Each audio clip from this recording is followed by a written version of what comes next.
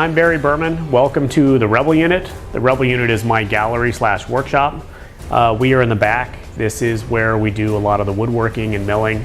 And I wanted to show off the CNC mill that we'll be using for Viki.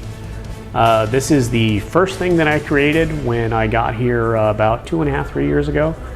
And it took about 18 months to design, build, and to finally get finished. Everything is ordered from manufacturers that you can have custom built, except for these red parts. These red parts I had to design myself because a lot of these parts are not made to go together, and so I had to make them go together using these. So this entire thing was CAD modeled to make sure that it could work, and it can. It's the accuracy is pretty damn good. Here is the electronics for it. So all of these devices in here tell the motors like to move a certain amount, to go a certain direction, and let's show you it work.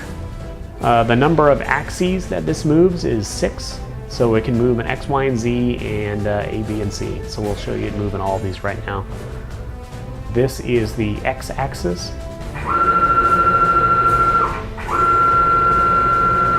This is the Y axis. The Z axis.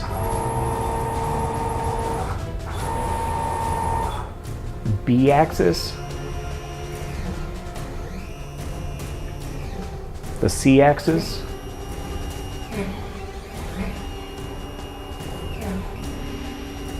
And there's a big motor mounted on the table too.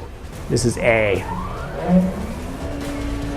And it sounds like it's putting in a lot of effort because this is designed to hold about 150 pounds. So that's a really beefy one right there. Almost all the electronics in here too are from small companies. Like one of them is Gecko Drive. It's right here in Irvine. And they make basically the best CNC motor drivers for the home shop. Another one is this thing here. This is CNC for PC. Guy does this out of his garage. Freaking awesome. Another one is Smooth Stepper, another home shop.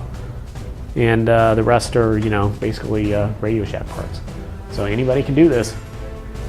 Oh, the name of the mill too is Mill A, and it's because it's the first version of the mill. And plus I like to name things after women, so it's Milla. I wanted to show you guys some parts that were made on the mill. This first part is the first part that was made on the mill. This is a panel from the Death Star. I made a series of 6 panels and gave them away to friends that all worked on the Star Wars movies. And this is one of them. It's very distinct. I don't know if you remember seeing this in the movie, but it's used many times. And it's also done in hard maple.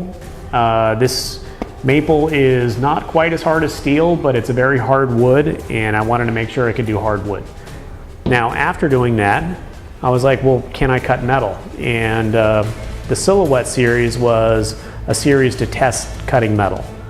And if you can just see how close and intricate the details are on this thing, and this is aluminum. I have since found out that it can cut steel too. So we can cut just about anything.